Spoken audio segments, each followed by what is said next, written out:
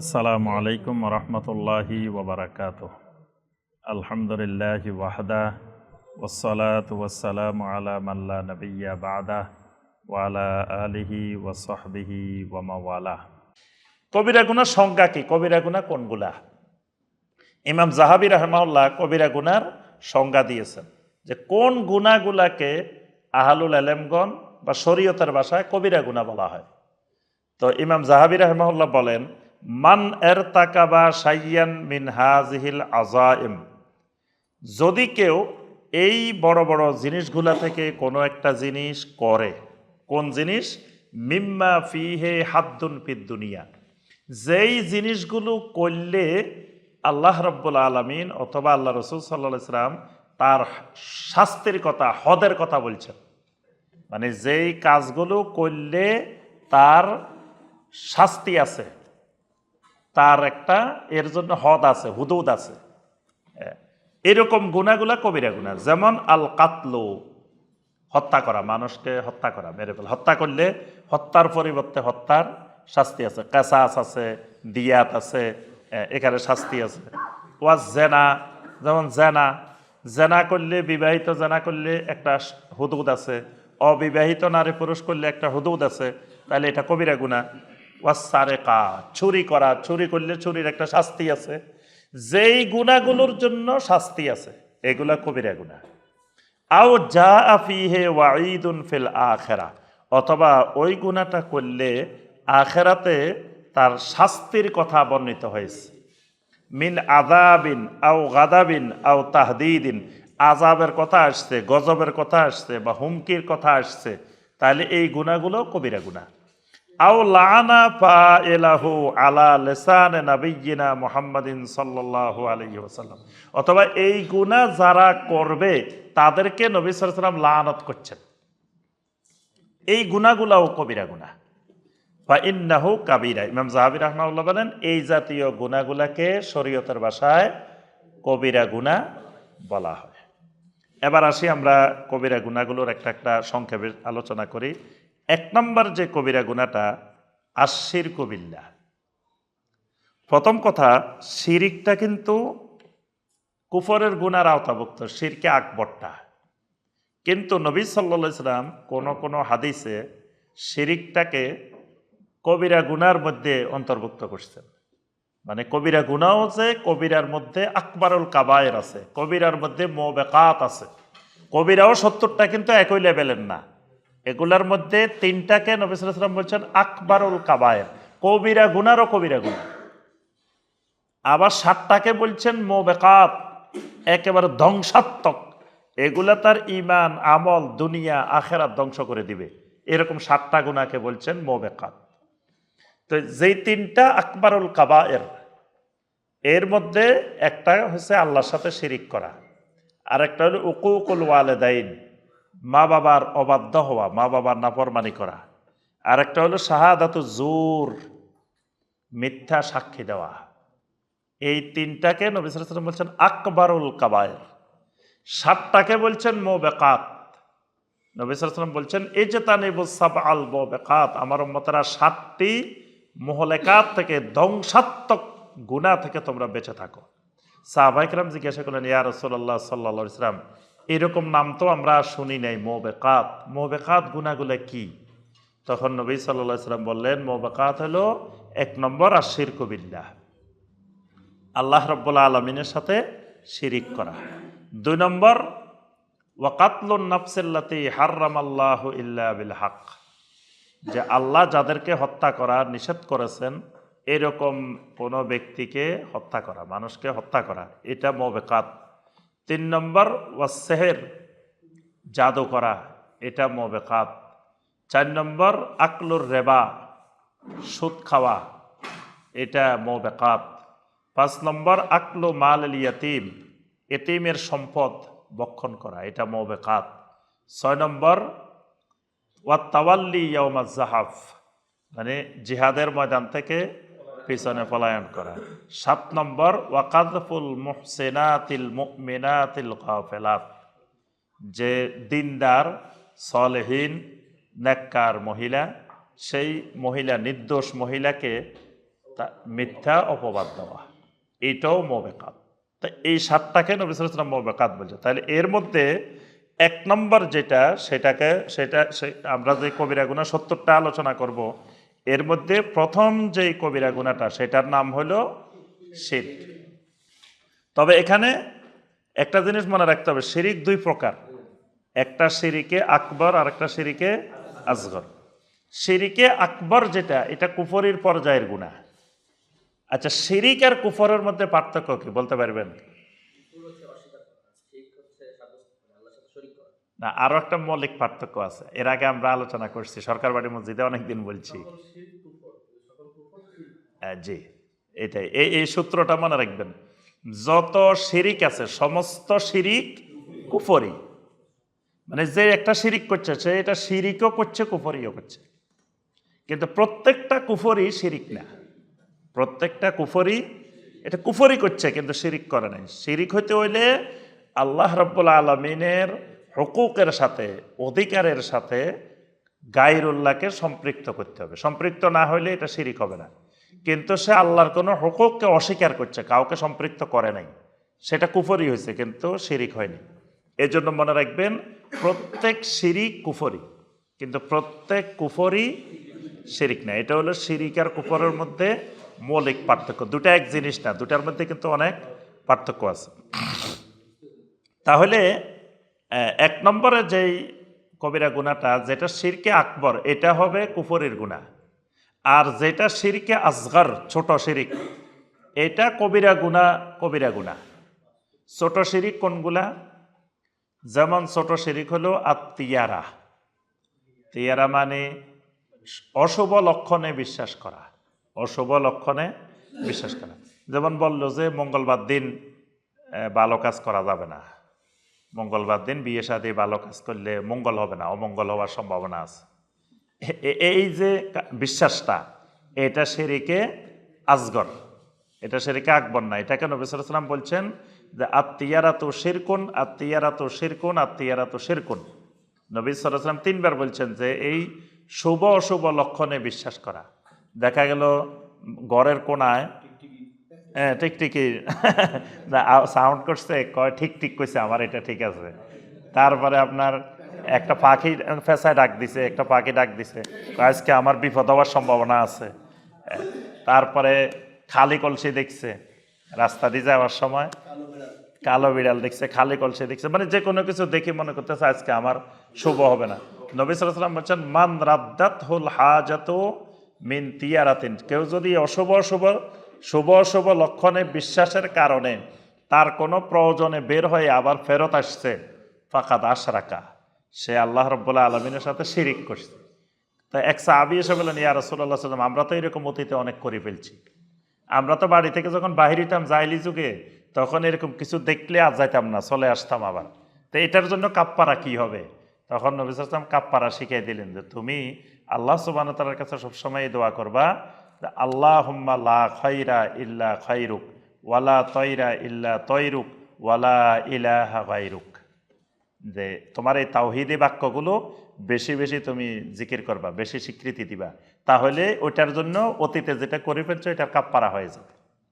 তো তাহলে এই শুভ অশুভ লক্ষণে বিশ্বাস করা, এগুলোও কিন্তু শিরিক, কিন্তু শিরিকে আসগর।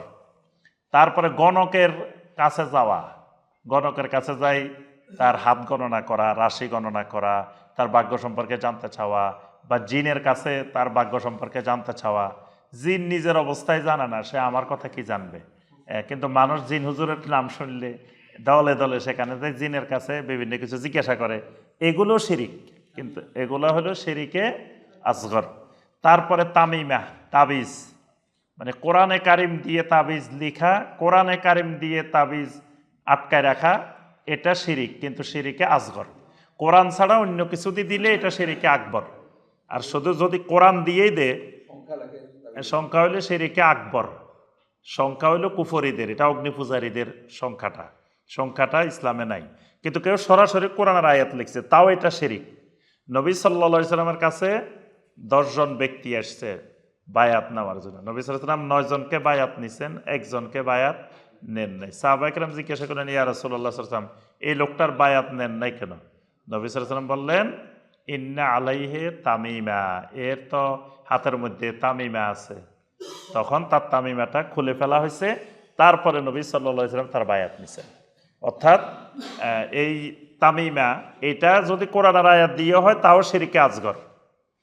তারপরে আপনার আল্লাহ রাব্বুল আলামিনের সাথে কাউকে মানে কথা বলার সময় এইভাবে বলা যায়, উপরে আল্লাহ, নিচে আমার এই ছেলেটা, আমার এই দুনিয়াতে আর কিচ্ছু নাই, উপরে আল্লাহ আছে, নিচে আমার সন্তানটা আছে।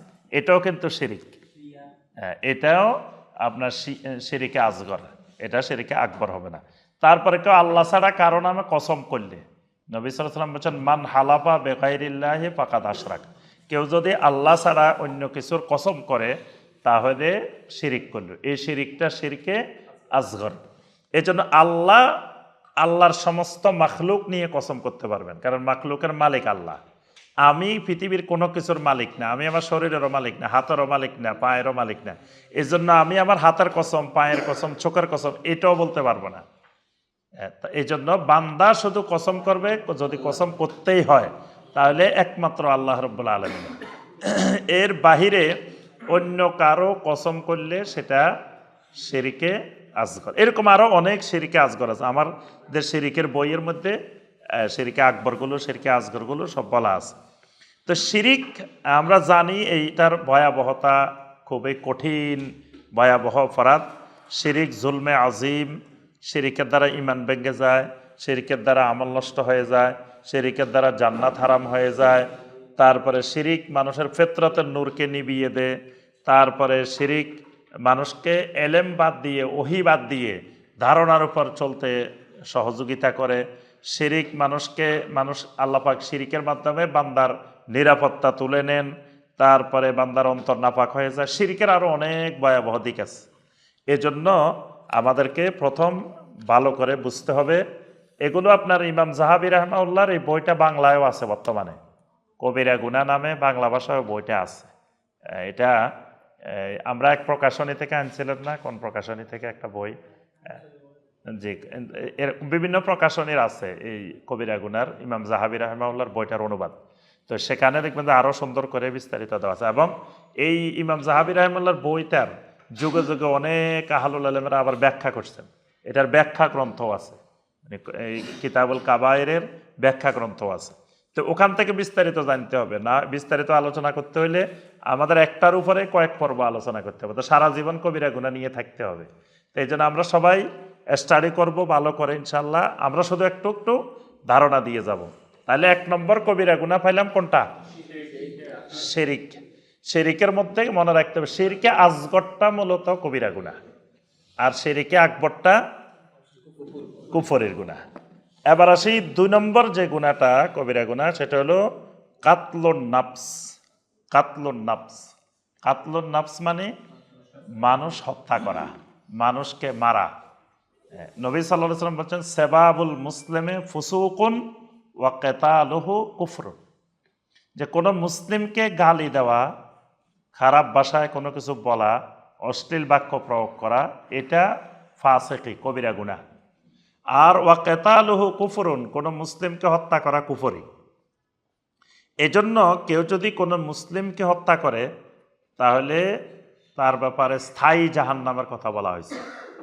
আল্লাহ সুবহানাহু ওয়া তাআলা বলছেন, ওয়ামাই ইয়াকতুল মুমিনাম মুতাআম্মিদান ফাজাযাউহু জাহান্নামু খালিদান ফিহা, যে ইচ্ছাকৃতভাবে কোনো মুমিনকে, কোনো মুসলিমকে হত্যা করবে সে জাহান্নামে যাবে খালিদান ফিহা, স্থায়ীভাবে। স্থায়ীভাবে কেন? এটা কুফরি। কুফরি হলে সে স্থায়ী জাহান্নামে যায়। তবে আহলুল আলেমগণ বলছেন, যদি সে মানে কুফরির পর্যায়ের হত্যা না করে, মানে সে হত্যাকে বৈধ মনে করে নাই বা তার কুফরির পর্যায়ের না, তারপরেও এটা মুবিকাত, এটা কবিরা গুনাহ। মানে কাতলুন নাফস, মানুষকে হত্যা করা, এটা কবিরা গুনাহ। তবে আল্লাহ পাক যত জায়গায় মানুষকে হত্যা করার নিষেধাজ্ঞা দিয়েছেন, সাথে একটা কথা বলছেন, ইল্লা বিল হক, তবে হক পন্থায় হত্যা করা। হক পন্থা, তাহলে বোঝা যায় হত্যার একটা হক পন্থা আছে। হক পন্থাটা কি? হক পন্থাটা হলো কিসাস, মানে আদালত, বিচারক তিনি সব সাক্ষী প্রমাণ সবকিছুর ভিত্তিতে তিনি হত্যার নির্দেশ দিতে পারবেন, এটা হকপন্থা। তারপরে যেটা বৈধ জেহাদ ফি সাবিলিল্লাহ, আপনি জেহাদের ময়দানে গেছেন, যদি বলেন যে না মানুষ হত্যা তো গুনাহ, তা আপনি জেহাদে গেছেন তো হত্যা করার জন্য, এই জন্য সেখানে সেটা যদি শরিয়ার ভিত্তিতে অনুমোদিত হয়, জিহাদ ফি সাবিলিল্লাহ হয় প্রকৃতপক্ষে, তাহলে সেখানেও এই হত্যাটা ইল্লা বিল হক, হকপন্থায়। আচ্ছা, আমরা ওইদিকে না যাই। প্রথম কথা হইল যে মানে আমরা এখানে একবারে রাজনীতি, অর্থনীতি, সমাজনীতি সব নিয়ে বসি নাই কিন্তু যে আমরা যে সব বিষয়ে আলোচনা করে ফেলবো। আমরা শুধু মূল মূল কিছু কথা আলোচনা করি। আর আমি তো সব সাবজেক্টের পারদর্শী না। একজন ডাক্তার যদি সব রোগের বিশেষজ্ঞ হয় তাহলে তো সর্বনাশ। এই জন্য আমরা সব দিকে না যাই। তো মূল কথা হলো মানুষ হত্যা করা, কাতলুন নাফস, মানুষ হত্যা করা, এটা কি কবিরা গুনাহ। মনে রাখবেন যে এটা কবিরা গুনাহ। এই ব্যাপারে আল্লাহ পাক সূরা আল মায়েদার 32 নম্বর আয়াতে বলছেন, মান কাতালা নাফসাম বিগাইরি নাফসিন আও ফাসাদিন ফিল আরদ ফাকান্নামা কাতালান নাসা জামিআ। যে ব্যক্তি অন্যায়ভাবে কোনো মানুষকে হত্যা করবে অথবা পৃথিবীতে ফাসাদ সৃষ্টি করবে, এই লোকটা পাকা আন্নামা কাতালান নাসা জামিয়া, সেই জন্য সমগ্র মানবতাকে হত্যা করলো, সমস্ত মানবতাকে হত্যা করলো, সমস্ত মানবতা। তার অর্থ কি? তো একজন মানুষকে হত্যা করা মানে সে সমগ্র মানবতার গায়ে হাত দিছে, সে সমগ্র মানবতাকে হত্যা করছে। এই জন্য মানুষ মানুষের সাথে অসংখ্য বিরোধ হইতে পারে, অসংখ্য মলমালিন্য হইতে পারে, কিন্তু কেউ কারোকে হত্যা করা এটা কোনোভাবে ইসলাম অনুমোদন করে না। এবং ইমান কুফরের কারণেও আপনার বাড়ির পাশে অমুসলিম থাকে তাই বলে কিন্তু ওই মানুষকে আপনি হত্যা করা ইসলাম অনুমোদন দেয় নাই। শুধু জেহাদের ময়দানে শুধু অনুমোদন, এমনি স্বাভাবিক অবস্থায় কোনো অমুসলিমকেও হত্যা করার ইসলামে অনুমোদন নাই। এই অমুসলিম হত্যা করলেও এটাও কবিরা গুনাহ, সবগুলা এই কাবায়েরের অন্তর্ভুক্ত হবে। এরপরে আল্লাহ সুবহানাহু ওয়া তাআলা সূরা আল ফুরকানের মধ্যে ইবাদুর রহমান, ইবাদুর রহমানদের বৈশিষ্ট্য বর্ণনা করছেন। সেখানে আল্লাহ পাক বলছেন ইবাদুর রহমানের বৈশিষ্ট্য হলো ওয়ালা ইয়াকতুলুনান নাফসাল্লাতী হাররামাল্লাহু ইল্লা বিল হক, যে এরা আল্লাহ যাদেরকে হত্যা করা হারাম করেছেন এরকম কোনো মানুষকে এরা হত্যা করে না। তো আমরা সংক্ষেপে বুঝতে পারলাম যে মানুষকে হত্যা করা এটা কবিরা গুনাহ। এরপরের যে গুনাহটা 3 নম্বর কবিরা গুনাহ, সেটা হলো আস-সেহের। সেহের মানে জাদু। জাদু করাটা আপনার জাদু দুই ধরনের, জাদুটা দুই ধরনের, একটা হলো আস-সেহেরুল হাকিকি আর একটা হলো আস-সেহেরুত তাখইলি। দুই ধরনের জাদু আছে। সেহেরুল হাকিকি হলো প্রকৃতপক্ষে যেটা জাদু, যেমন যে জাদুটা নবী সাল্লাল্লাহু আলাইহি সাল্লামকে করা হয়েছে। লবিদ ইবনে আসাম, এই ইহুদি বনু জোরাইক গোত্রের এই ইহুদি নবী সাল্লাল্লাহু আলাইহি সাল্লামকে কি করছিলেন? জাদু করছিলেন, এবং সেই জাদুতে নবী সাল্লাল্লাহু আলাইহি সাল্লাম আক্রান্ত হয়েছেন, অসুস্থ হয়েছেন। এই জাদুটা সেহেরে হাকিকি, এটা প্রকৃত জাদু। আল্লাহ রাব্বুল আলামিন ওহির মাধ্যমে জিবরিল আলাইহিস সালামের মাধ্যমে জানাই দিছেন যে অমুক কূপের মধ্যে এইভাবে এইভাবে জাদুটা করাছে, এবং ওই কূপের পানি লাল হয়ে গেছিল একবারে রক্তিম বর্ণের, যে কূপের মধ্যে নবী সাল্লাল্লাহু আলাইহি সাল্লামের জন্য জাদু করা হয়েছিল। তো এই এই এই জাতীয় জাদুগুলো সেহেরে হাকিকি। আরেকটা জাদু হলো সেহেরে তাখইলি, মানে ধারণাগত জাদু। তো ধারণাগত জাদু কিরকম? এটা হলো দেখতে জাদু মনে হবে কিন্তু আসলে জাদু না। যেমন মুসা আলাইহিস সালামের সামনে জাদুকরেরা জাদু করছিল, তারা বিভিন্ন রশি বিভিন্ন কিছু ছেড়ে দিছে, সাপের মতো নাচানাচি করতেছে। এমনকি মুসা আলাইহিস সালাম ওদের এই জাদুতে মুসা আলাইহিস সালাম কিন্তু ভয় পাইছে। মানে মুসা আলাইহিস সালাম তো আর বুঝেন না যে এটা এরকম, মুসা আলাইহিস সালাম মনে করছেন বাস্তবে এটা জাদু। আল্লাহ সুবহানাহু ওয়া তাআলা এই জন্য মুসা আলাইহিস সালামকে বলছে লা তাখাফ, মুসা ভয় করিও না, এখানে ভয় করার কিছু নাই। তুমি কি করো? তোমার লাঠিটা ওয়া আলকে আসা, তোমার লাঠিটা নিক্ষেপ করো। তোমার লাঠি নিক্ষেপ করলে সব জাদু গ্রাস করে খেয়ে ফেলবে। তো এই জাদুটা হলো সেহেরে তাখইলি। দুই ধরনের জাদুই কবিরা গুনাহ। তবে যেটা সেহেরে হাকিকি এটা খালি কবিরা গুনাহ না, এটা কুফরি। এটা কুফরি এবং এটা ঈমান ভঙ্গের কারণ। এটাকে আল্লাহ রাব্বুল আলামিন কোরআনে কারিমে সরাসরি আপনার কুফরি বলছেন। সূরা আল বাকারার 102 নম্বর আয়াত আল্লাহ সুবহানাহু ওয়া তাআলা বলছেন, ওয়ামা ইউআল্লিমানি মিন আহাদিন হাত্তা ইয়াকুলা ইন্নামা নাহনু ফিতনাতুন ফালা তাকফুর। মানে হারুত আর মারুত তারা যখন মানুষকে জাদু শিখাইত তখন তারা বলে দিত যে ইন্নামা নাহনু ফিতনাতুন, আমরা পরীক্ষা স্বরূপ, ফালা তাকফুর, খবরদার তোমরা কুফরি করিও না। এই সেহেরকে জাদুকে তারা স্পষ্ট বলে দিতেন যে এটা কুফরি। তাহলে এই জাদু করা, এই জাদুর সাথে সম্পৃক্ত হওয়া, এই জাদু শিখানো, এই জাদুর শিক্ষা লাভ করা, এই জাদুর জন্য মানুষকে উদ্বুদ্ধ করা, এই জাদুর ক্ষেত্রে সহযোগিতা করা, জাদুকর দেখাই দেওয়া, মানে যত রকমের জাদুর সাথে সম্পৃক্ত বিষয় আছে সবগুলো কুফরি। আছে, পৃথিবীতে এখনো আছে। এই জাদু দ্বারা মানুষ আক্রান্ত হইতেও পারে এবং প্রচলিত এটাও হারাম, এটাও সেহেরে তাখিলির আওতাভুক্ত হবে। ধারণাগত জাদু সেটাও হারাম, তবে সেটা কুফরি হবে না, কিন্তু ওইটা কুফরি। সেহেরে হাকিকি যেটা, এটা কুফরি, এটার মাধ্যমে ঈমান ভেঙে যাবে।